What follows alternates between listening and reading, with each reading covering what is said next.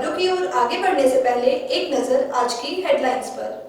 Headline sponsored by मजबूती की बेजोड़ पहचान ASR 600 TMT बार, सुरक्षा ज्यादा, मजबूती का वादा।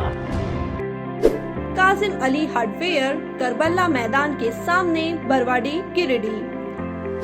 पिछले 50 वर्षों से आपकी सेवा में किरण स्टोर, पता Mahavir market, Kot road, Giridih. Pradeep electric store, Makatpur road, Giridih. आपके बेहतर स्वास्थ्य का रखे ध्यान, Anand cure and care homeopathic clinic, पता डांडी डी, Tundi road, Giridih. Crest care multi specialist hospital, Dwarpahari road, Jamua थाना के निकट, Giridih. Nav ultrasound and diagnostic centre, Bodo petrol pump के सामने, गिरिडीह। गांवा में अनियंत्रित होकर पलटी टूरिस्ट बस, लगभग 3 दर्जन यात्री घायल, 3 की स्थिति गंभीर। राजस्थान के जयपुर जिले के हैं घायल। मुख्यमंत्री हेमंत सोरेन कल झंडा मैदान में आपकी योजना आपकी सरकार आपके द्वार कार्यक्रम की करेंगे शुरुआत, तैयारियां हुई पूरी। गरीबों की बकाया बिजली बिल माफी की मांग को लेकर भाकपा माले ने डांडीडीह स्थित JBVNL के GM कार्यालय के समक्ष किया जोरदार प्रदर्शन, ज्ञापन सौंप की बिल की माफी की मांग। और जयंती पर याद किए गए लोकनायक जयप्रकाश नारायण। भाजपा नेता और कार्यकर्ताओं ने JP चौक पर उनकी प्रतिमा पर किया माल्यार्पण, उनके बताए मार्गों पर चलने का लिया संकल्प। आइए अब देखते हैं दिन भर की छोटी बड़ी खबरें। गावा थाना क्षेत्र के मंजने में मंगलवार की शाम एक यात्री बस अनियंत्रित होकर पलट गई। घटना में बस में सवार लगभग 3 दर्जन लोग घायल हुए हैं, जिसमें 3 की हालत गंभीर बताई जा रही है। मिली जानकारी के अनुसार जयपुर से लोगों को तीर्थ यात्रा पर राधिका ट्रेवल्स बस बिहार के गया आई थी। गया के बाद तीर्थ यात्रियों को लेकर बस कलकत्ता के लिए निकली थी। इसी दौरान गांवा के मंजने में हो रही तेज बारिश में ड्राइवर को सड़क का मोड़ समझ नहीं आया और बस अनियंत्रित होकर सड़क किनारे पलट गई।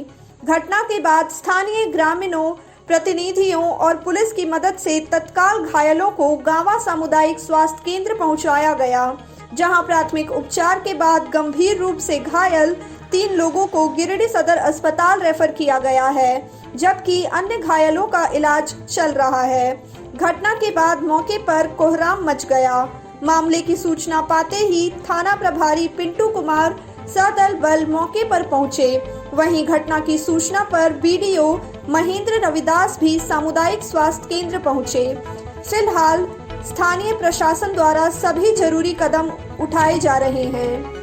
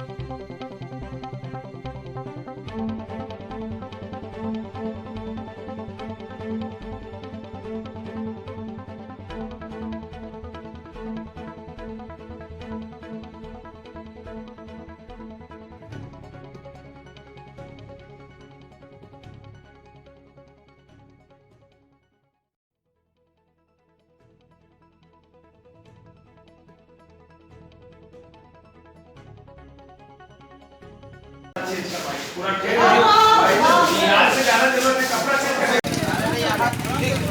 आगे देखना पड़ेगा, आ जाओ। कमर में दर्द है, हाथ में दर्द है, पासा में जोड़ धीरे से धीरे चलो। गिरिडीह के झंडा मैदान में बुधवार को मुख्यमंत्री हेमंत सोरेन आपकी योजना आपकी सरकार आपके द्वार कार्यक्रम का शुभारंभ करेंगे। कार्यक्रम को लेकर सारी तैयारियां पूरी कर ली गई है। जिला प्रशासन सीएम के कार्यक्रम को लेकर पूरी तरह से मुस्तैद है। उपायुक्त नमन प्रियेश लकड़ा, एसपी अमित रेणु लगातार तैयारियों की मॉनिटरिंग कर रहे हैं। प्रशासन द्वारा हर जरूरी कदम उठाए जा रहे हैं। बता दें कि कार्यक्रम को लेकर झंडा मैदान में बड़ा वाटर प्रूफ पंडाल का निर्माण किया गया है। वहीं आने वाले लोगों के बैठने के लिए भी बड़ी संख्या में कुर्सियां लगाई गई है। इसके साथ ही कार्यक्रम की अन्य तैयारियों को भी अंतिम रूप दिया जा रहा है। सीएम के कार्यक्रम को लेकर झामुमो कुनबा भी खासा उत्साहित है। गिरिडीह सदर विधायक सुदिव्य कुमार, गांडे विधायक सरफराज अहमद समेत पूरी पार्टी कार्यक्रम के सफल आयोजन में जुटी हुई है। अलग अलग स्तर पर इसके लिए तैयारी की जा रही है। कार्यक्रम स्थल में साफ सफाई, पेयजल की उपलब्धता, शौचालय, मेडिकल टीम, एम्बुलेंस की उपलब्धता के साथ साथ मुख्य अतिथि व अन्य सम्मानित जनप्रतिनिधियों एवं लाभुकों के सिटिंग अरेंजमेंट को लेकर आवश्यक दिशा निर्देश दिया जा रहा है।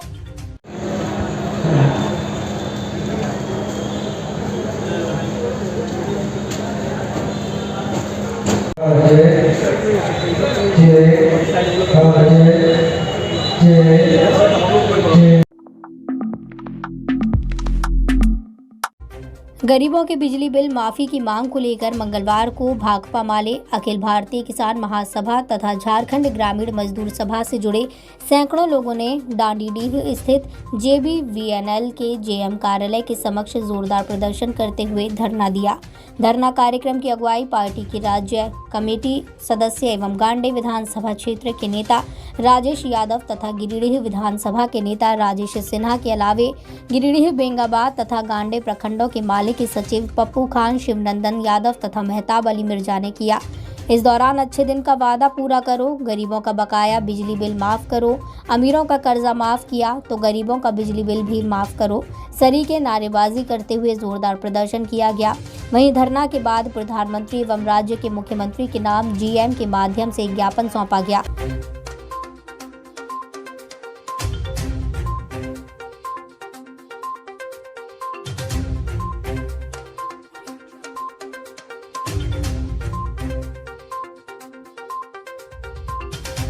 गरीबों के टैक्स से सरकार का खजाना भरेगा तो जरूर गरीबों को पूछने का यह हक है कि वो खजाना खाली कहाँ हो रहा है, कैसे किस पर खर्च हो रहा है।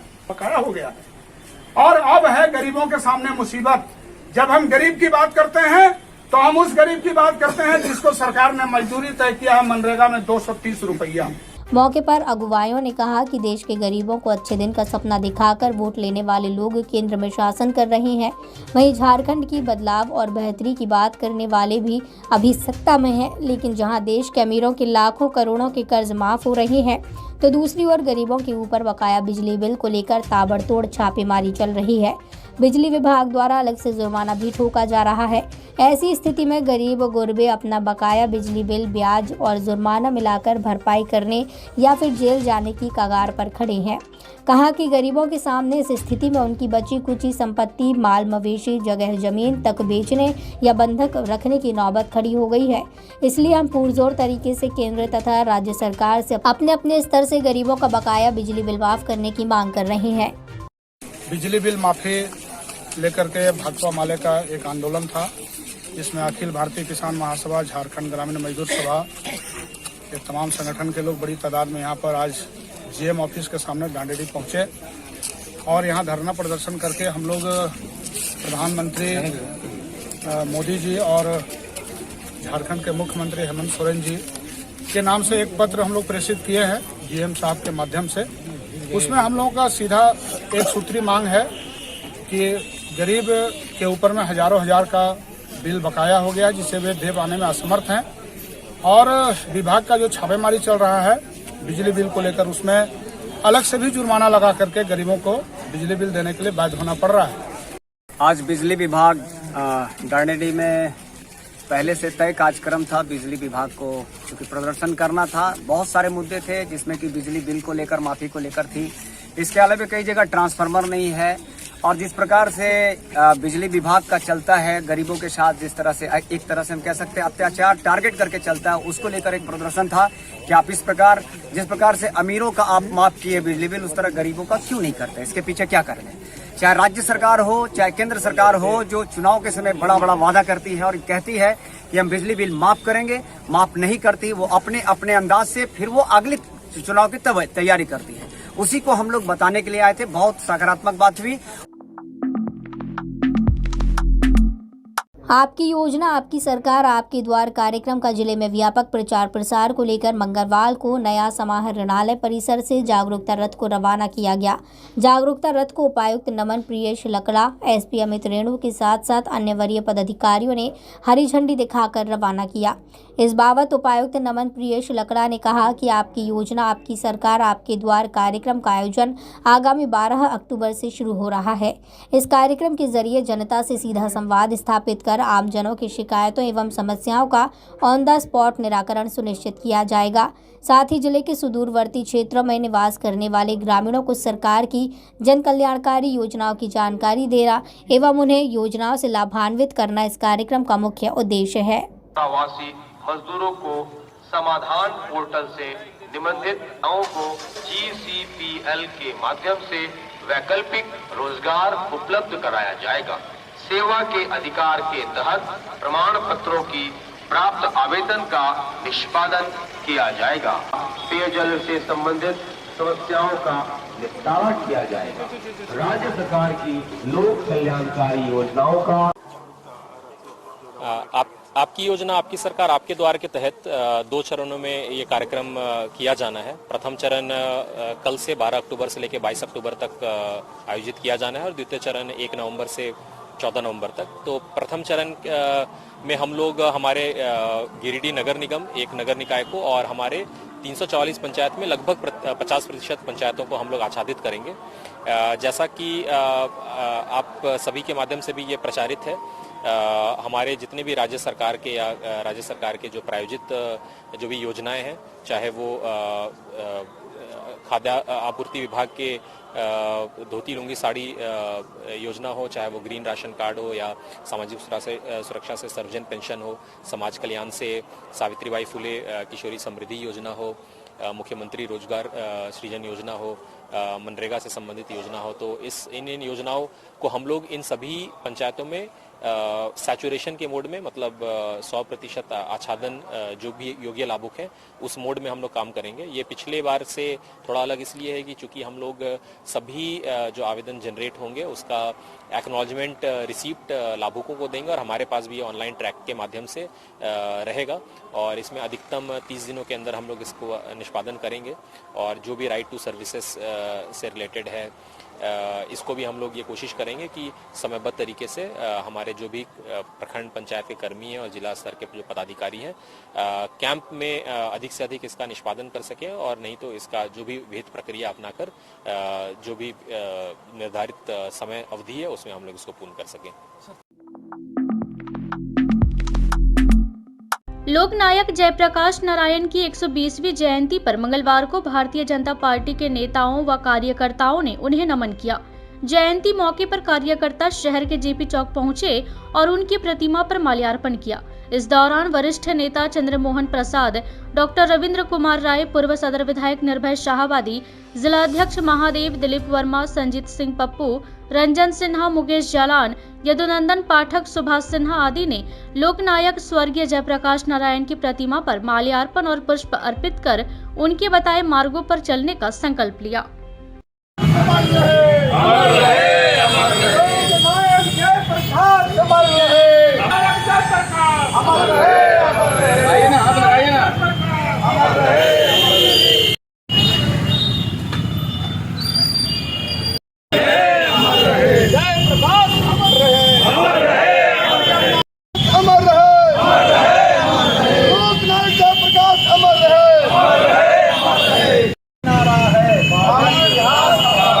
संपूर्ण क्रांति बना रहा है। अंधेरे में एक प्रकाश, स्वर्गीय जयप्रकाश नारायण जी की जयंती के शुभ अवसर पर हम सभी अपने जयप्रकाश आंदोलन के समय में अपने होश हवास के साथ में शरीक होने वाले लोग ने इनके ऊपर में, इनके मूर्ति के ऊपर में आकर के हम लोगों ने इनको पुष्पांजलि किया है और जयप्रकाश नारायण जी के जो सपने हैं उसको साकार करने के लिए जो हमारी प्रबुद्ध जनता है उनको संदेश देना के लिए हम लोगों ने यह कार्यक्रम रखा है। जयप्रकाश नारायण जी के जीवनी को समझते हुए फिर से एक बार आज आवश्यकता है, फिर से एक बार वैसे आंदोलन को करके हमारे झारखंड और भारत को समृद्ध और शक्तिशाली बनाने का काम।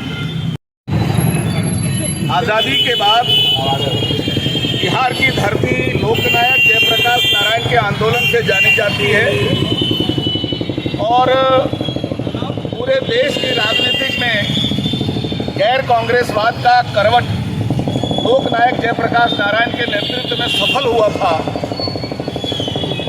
आज हम उनके जयंती के अवसर पर उनको माल्यार्पण करते हुए ये संकल्प लेते हैं कि चाहे परिस्थिति जो हो, लेकिन शासन प्रशासन में भ्रष्टाचार हम भारतीय जनता पार्टी के कार्यकर्ता होने के नाते और लोकनायक जयप्रकाश नारायण के अनुयायी होने के नाते उनके प्रेरणा से सार्वजनिक जीवन में आने के कारण कभी भी भ्रष्टाचार से समझौता नहीं कर सकते हैं। 120वीं जयंती है और जो भी जयप्रकाश नारायण जी के आंदोलन में सक्रिय रहे हैं, वैसे सारे सिपाही आज के दिन वो सारे लोग जयप्रकाश जी के स्मरण करते हैं, उनसे प्रेरणा लेते हैं और भविष्य में जिस प्रकार से उन्होंने जुर्म के खिलाफ लड़ने की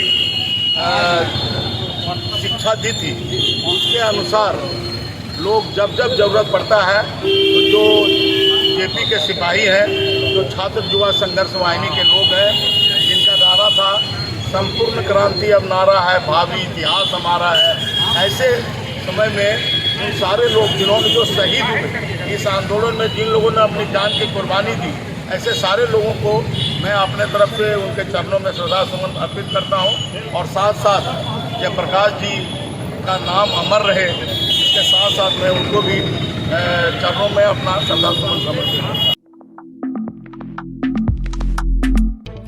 मेडिकल और इंजीनियरिंग के लिए गिरिडीह में कॉलेज होना एकदम अनिवार्य है। इसके लिए जमीन चिन्हित की जा चुकी है। राज्य सरकार अविलंब कॉलेज निर्माण की दिशा में पहल करे। उक्त बातें मंगलवार को शहर के बस स्टैंड रोड स्थित नया परिसदन में कोडरमा के पूर्व सांसद डॉक्टर रविंद्र कुमार राय ने प्रेस वार्ता कर कही। इसके साथ ही उन्होंने राज्य सरकार से माइका के संबंध में भी जरूरी कदम उठाए जाने की मांग की। उन्होंने कहा कि माइका को लेकर राज्य सरकार को निर्णय लेना है, इसके लिए सरकार जल्द इस ओर पहल करे। इसके साथ ही प्रेस वार्ता के क्रम में श्री राय ने प्रधानमंत्री नरेंद्र मोदी का भी अभिनंदन करते हुए कहा कि अयोध्या काशी के बाद प्रधानमंत्री ने उज्जैन महाकाल को भी सांस्कृतिक अध्याय से जोड़ने का काम किया है। ये मुद्दे हम आपके पास रखना चाहते हैं आपके माध्यम से। मेडिकल कॉलेज और इंजीनियरिंग कॉलेज गिरिडीह की परम आवश्यकता है। यहाँ के नौजवानों के लिए और यहाँ के विकास के लिए इंजीनियरिंग कॉलेज और मेडिकल कॉलेज के लिए जमीन चिन्हित हो चुकी है, उसको प्रारंभ करने का सरकार निर्णय ले और उसकी घोषणा करे। माइका गिरिडीह के जीवन के साथ जुड़ा हुआ एक महत्वपूर्ण अंश है और इसीलिए अबरख के विकास के लिए माइका डेवलपमेंट कॉरपोरेशन का राज्य सरकार गठन करे। अब ये भारत सरकार से मुक्त है, राज्य सरकार के अधिकार में है और उस कॉरपोरेशन के माध्यम से इस क्षेत्र में माइका से संबंधित समस्याओं का समाधान हो। एक तो सबसे पहले मैं आज प्रधानमंत्री का हम सब अभिनंदन करते हैं, जिन्होंने उज्जैन महाकाल कॉरिडोर का आज उद्घाटन करके एक नए सांस्कृतिक अध्याय को जोड़ने का काम भारतवर्ष में किया है। अयोध्या के विकास और काशी विश्वनाथ के विकास के बाद उज्जैन कॉरिडोर का उद्घाटन भारत की सांस्कृतिक विरासत का एक अद्भुत घटना है, उत्कृष्ट घटना है। दूसरा, आज हम लोकनायक जयप्रकाश नारायण की जयंती मना रहे हैं और हम लोकनायक जयप्रकाश जी के आदर्शों के आधार पर झारखंड में भ्रष्टाचार और राजनीतिक भ्रष्टाचार और प्रशासनिक भ्रष्टाचार के खिलाफ संघर्ष करने का हमने संकल्प लिया है। भारतीय जनता पार्टी ये मानती है कि झारखंड में भ्रष्टाचार को और अराजकता को खत्म करने के लिए फिर से जन जागरण की और जन आंदोलन की जरूरत है। शहर के बरगंडा स्थित श्री रामकृष्ण महिला महाविद्यालय में बुधवार से 2 दिवसीय विनोबा भावे विश्वविद्यालय इंटर कॉलेज कबड्डी प्रतियोगिता का आयोजन किया जाना है। इस प्रतियोगिता में यूनिवर्सिटी से जुड़े 15 कॉलेज हिस्सा ले रही है। प्रतियोगिता में गिरिडीह कॉलेज गिरिडीह की टीम भी शामिल हो रही है। इसको लेकर छात्रों में खुशी का माहौल है। मंगलवार को टीम सदस्यों को गिरिडीह कॉलेज में जर्सी देकर प्रतियोगिता में भाग लेने के लिए शुभकामनाएं दी गई। मौके पर कॉलेज के प्राचार्य मिथिलेश कुमार, इंग्लिश विभागाध्यक्ष प्रोफेसर MN सिंह, राजनीति शास्त्र के हेड बालेंदु शेखर त्रिपाठी, PTI जयप्रकाश नारायण आदि मौजूद थे।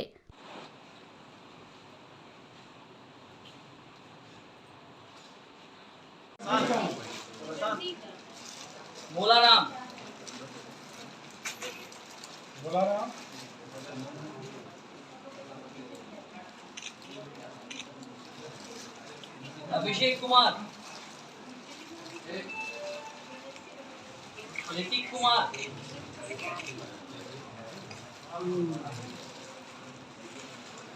और प्रशांत कुमार मंडल,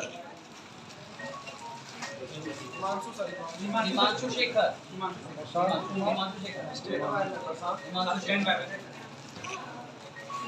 चलो सागर अच्छे से खेलने का है। प्रियांशु वो कैप्टन है सर, सागर ये वाइस कैप्टन है।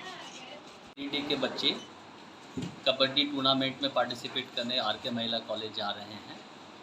आज उनको जो जर्सी हम लोग देते हैं हम लोगों ने दिया है, और यहाँ पे हम लोग सब लोग साथ में इसलिए हैं कि उनका उत्साह वर्धन कर सकें और आगे वो अच्छे से पार्टिसिपेट करें। प्रैक्टिस ये लगभग 1 महीने से कर रहे हैं, और इनके प्रैक्टिस में भी हम लोग आते थे, देखते थे, और अच्छा कर रहे हैं। उम्मीद है कि ये लोग अच्छा करेंगे, और मुझे उम्मीद है कि बहुत अच्छा करेंगे। अच्छा क्या करेंगे, बहुत अच्छा करेंगे। सर किस टूर्नामेंट में भाग लेने के लिए? ये BVU inter college kabaddi tournament है 2022, जिसमें हमने पता किया है 15 टीम आ रही है। उस 15 टीम में हमारी एक टीम है जो पार्टिसिपेट कर रही है, और ये कल से स्टार्ट होना है। 12 तारीख, 12 और 13 को होना है, 2 दिन होना है। तो ये RK महिला में ऑर्गेनाइज हो रहा है। मैं अपने कबड्डी के खिलाड़ियों को बहुत बहुत शुभकामना देता हूं, और आप लोग जीत कर आइए, मेडल लेकर आइए, तो और आपको और अधिक उत्साहित करूंगा।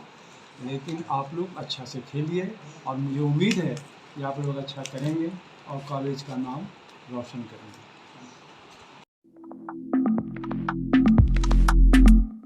तीसरी प्रखंड सह अंचल कार्यालय के समक्ष मंगलवार को आजसू पार्टी ने विभिन्न मांगों को लेकर 1 दिवसीय धरना प्रदर्शन किया। धरना का नेतृत्व आजसू नेता नारायण यादव ने किया। बताया गया कि धरना के जरिए आजसू द्वारा खोरी महुआ अनुमंडल पदाधिकारी से इन सभी मुद्दों पर संज्ञान लेने की मांग की गई। साथ ही कहा कि अगर प्रशासन इस पर ध्यान नहीं देती है तो आजसू चरणबद्ध तरीके से आंदोलन करेगी। धरना मौके पर आजसू प्रखंड अध्यक्ष संतोष गुप्ता, विक्की शर्मा, विकास दास सहित कई कार्यकर्ता मौजूद थे।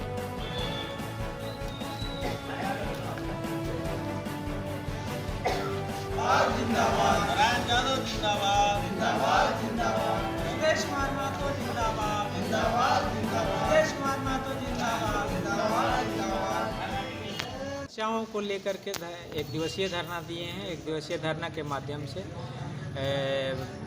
माननीय SDM साहब को पत्र अंचल अधिकारी के द्वारा सौंप रहे हैं, और उसमें 14 सूत्री मांग है, और उसमें खासकर बालू जो घर नहीं बना पा रहे हैं, 1000 रुपये प्रति ट्रैक्टर जो गिरता था, अभी 3 से 5000 रुपये लगाया जा रहा है। सरकार तो 1.5 लाख रुपये देती है जिसमें घर नहीं बना पा रहा है, तो बालू उतना महंगा खरीद के कहाँ से बनाएंगे। इसके लिए वैकल्पिक व्यवस्था सरकारी सुविधा के अनुसार बालू उठा कर आई जाए। और गुलवी देवी का ज़मीन संबंधी मामला है, ये कोर्ट केस लड़ने के लायक नहीं है, इसलिए ये दोनों पक्ष के बीच समझौता कराते हुए इसका रजिस्ट्री ज़मीन दिया है और रजिस्ट्री ज़मीन पर बेदखल किया जा रहा है विपक्षी द्वारा। इसका ज़मीन देख करके दखल किया जाए। तमाम ऐसे जितने भी ऑनलाइन करना, दाखिल खारिज करना, गरीब लोग नहीं करा पा रहे हैं। पैसे के लोग करा लिए पैसा से, चाहे घूम करके, लेकिन एक बार आने के बाद दूसरा बार नहीं आ पाता है लोग। उसका आज तक ऑनलाइन रसीद नहीं निर्गत हुआ है, जिसके चलते सुखाड़ का पैसा भी नहीं मिल पा रहा है। लोगों को नहीं भर पाया फॉर्म, अब आएगा भी नहीं पैसा अगर सरकार से मिलेगा तो। इसके लिए प्रशासनिक अधिकारी गंभीरता से लें। इसके लिए हम एक दिवसीय धरना के माध्यम से अल्टीमेटम दिए हैं कि काम करने का मौका भी दिए हैं प्रशासनिक अधिकारी को। झारखंड जनता दल जल्द जनता दल यूनाइटेड में विलय करेगी। मंगलवार को झारखंड जनता दल के केंद्रीय अध्यक्ष गौतम सागर राणा ने नया परिसदन में प्रेस वार्ता कर इसकी जानकारी दी। उन्होंने कहा कि आज भारतीय जनता पार्टी के नेतृत्व में संघ की विचारधारा को प्रबलता से प्रसारित किया जा रहा है, लेकिन हम लोग हिंदुस्तान की एकता चाहते हैं, संघीय एकता नहीं। बिहार के मुख्यमंत्री नीतीश कुमार की तारीफ करते हुए उन्होंने कहा, नीतीश कुमार ने भाजपा से अलग होकर ये संदेश दिया है कि विपक्ष एकजुट होकर भाजपा के खिलाफ लड़ सकता है। कहा कि झारखंड जनता दल में आगामी 16 अक्टूबर को हजारों की संख्या में जनता दल यूनाइटेड में विलय होगी और आगामी समय में विपक्ष को मजबूत कर भाजपा से मुकाबला करेगी।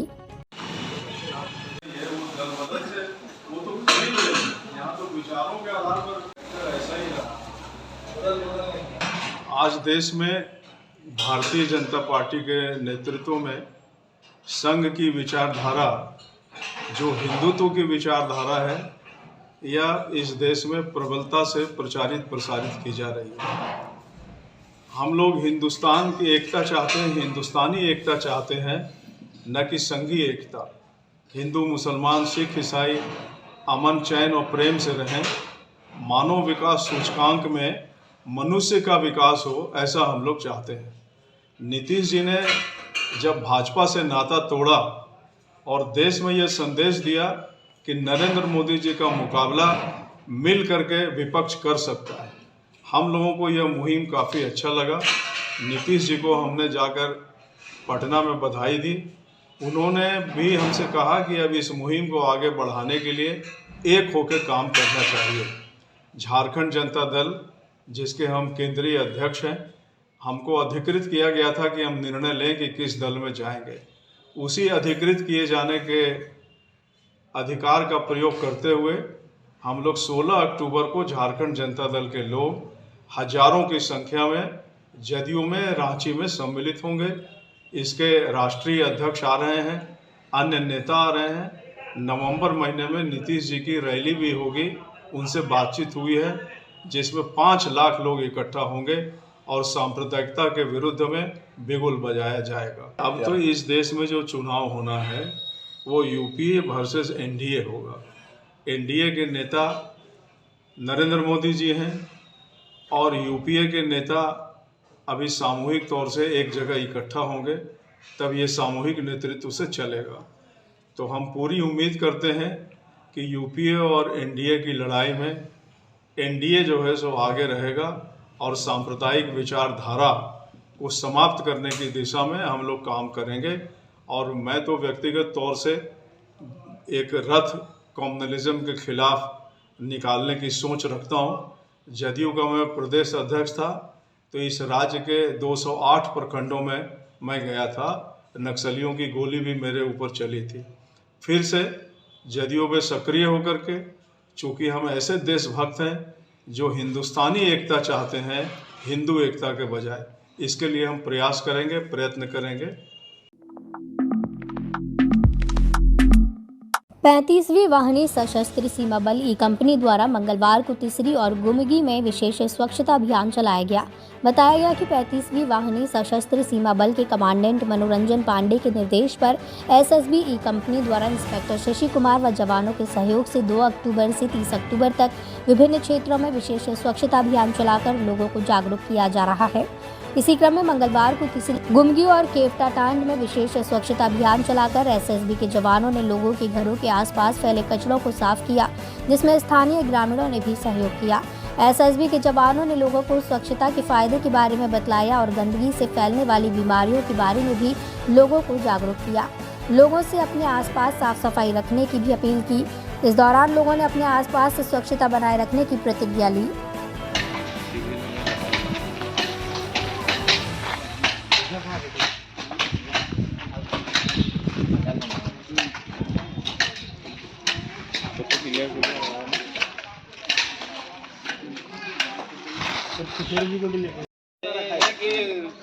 इन लोग को भी एक आदमी पकड़ लीजिए दावला। अब थोड़ा जाइए तू वहीं के लिए। आप आइए इधर। क्या बना के रखा है? हमारा पानी नहीं है सर। फिर किसका पानी? पर ये आ रहा है कहाँ से पानी? इसको पानी।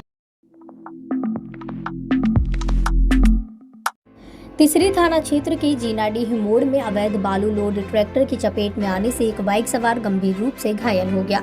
वहीं घटना में उसकी पत्नी और बच्चा बाल बाल बच गए। घायल युवक बदडीहा निवासी संदीप कुमार है। मिली जानकारी के अनुसार संदीप पत्नी और बच्चे को लेकर तीसरी में बेंगचुरु जा रहा था। इसी दौरान विपरीत दिशा से आ रहे ट्रैक्टर ने उसे टक्कर मार दी। घटना के बाद ट्रैक्टर चालक मौके से ट्रैक्टर लेकर फरार हो गया। घटना के बाद स्थानीय ग्रामीणों की मदद से संदीप को सामुदायिक स्वास्थ्य केंद्र पहुंचाया गया, जहां प्राथमिक उपचार के बाद बेहतर चिकित्सा के लिए उसे गिरिडीह रेफर कर दिया गया।